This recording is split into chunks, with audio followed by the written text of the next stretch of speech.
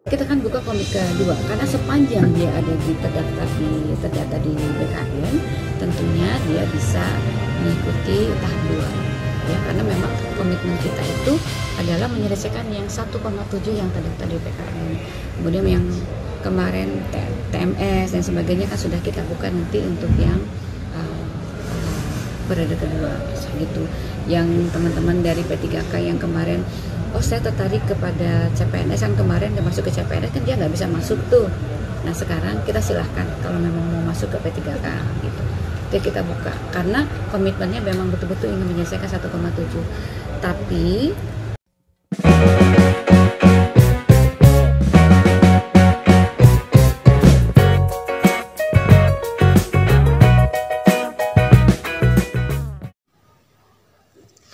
Baik, kembali lagi di channel Togi Story. Pada kesempatan kali ini kita akan memberikan informasi informasi terbaru seputar tenaga honorer. Informasi ini kami kutip dari laman website ASN Institute. Informasinya yaitu, tidak semua honorer jadi P3K 2025, resmi dari Menpan RB. Simak informasinya baik-baik.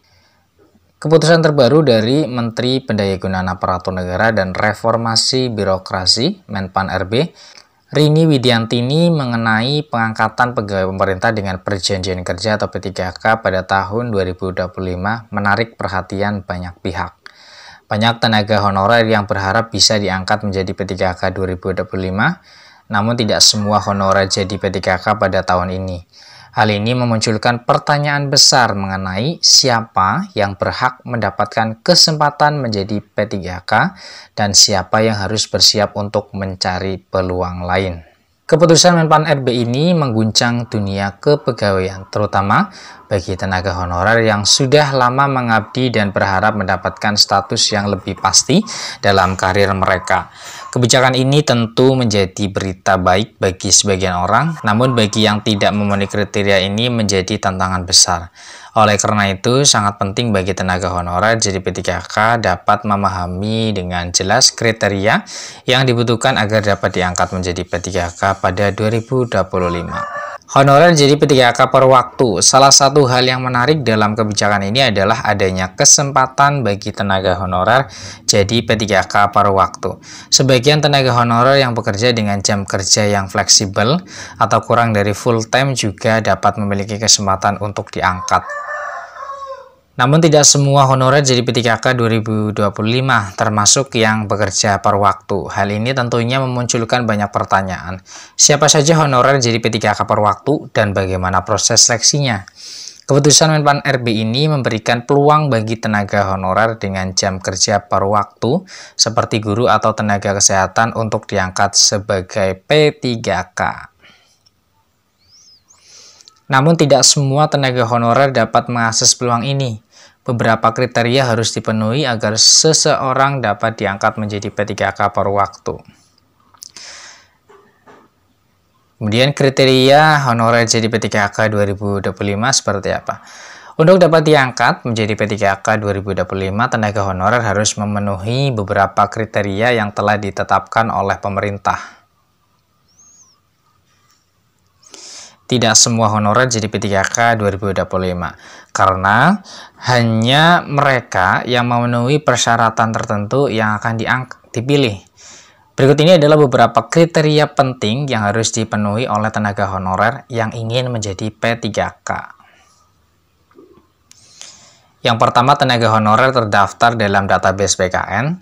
Salah satu syarat untuk bisa diangkat menjadi P3K 2025 adalah terdaftarnya tenaga honorer dalam database Badan Kepegawaian Negara atau BKN. Bagi honorer yang belum terdaftar, ini menjadi tantangan pertama yang harus dihadapi. Untuk itu, pastikan Anda sudah terdaftar dalam sistem BKN jika ingin memiliki peluang untuk diangkat sebagai P3K. Hal ini menunjukkan bahwa pemerintah membutuhkan data yang jelas dan terstruktur mengenai tenaga honorer yang bekerja di seluruh instansi. Yang kedua, pernah mengikuti seleksi CPNS atau P3K. Tenaga honorer yang sebelumnya pernah mengikuti seleksi CPNS atau P3K dan tidak lulus juga masih memiliki peluang untuk diangkat menjadi P3K pada 2025.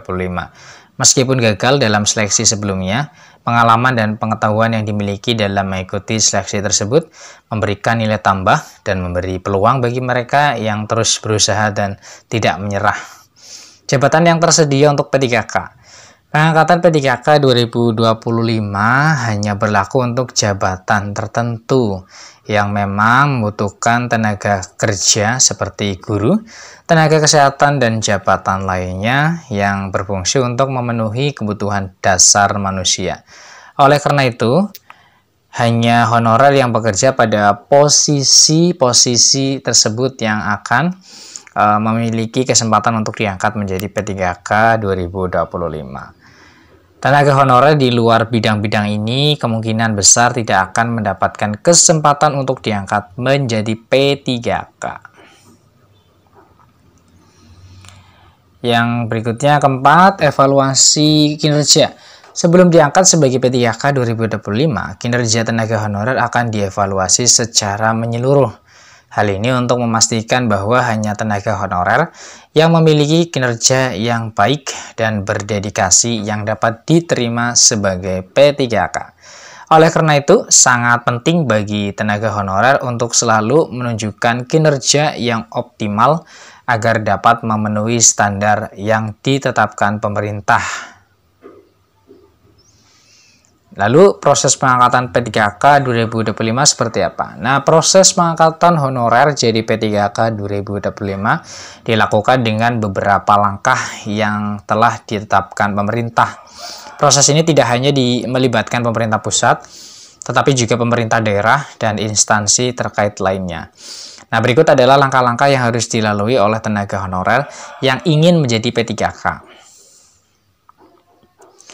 Yang pertama, usulan dari instansi. Langkah pertama dalam proses pengangkatan P3K 2025 adalah usulan yang diajukan oleh instansi terkait pejabat pembina kepegawaian atau PPK dari masing-masing instansi akan mengajukan usulan kebutuhan pegawai. Usulan ini akan berisi jumlah tenaga honorer yang diperlukan untuk memenuhi kebutuhan instansi terkait, serta jabatan-jabatan yang tersedia untuk P3K.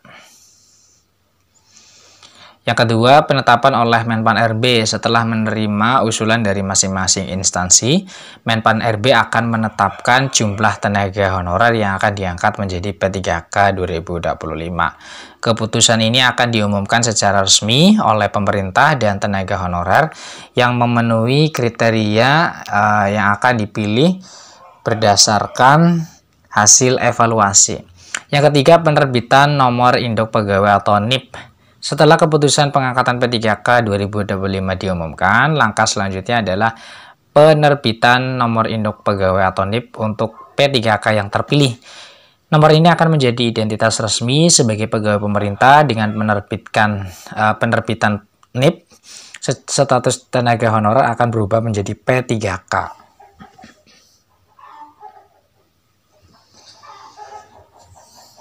Nah, kemudian masa kontrak dan tunjangan P3K 2025. Nah, salah satu hal yang perlu diperhatikan oleh tenaga honorer yang diangkat sebagai P3K 2025 adalah masa kontrak dan tunjangan yang akan diterima.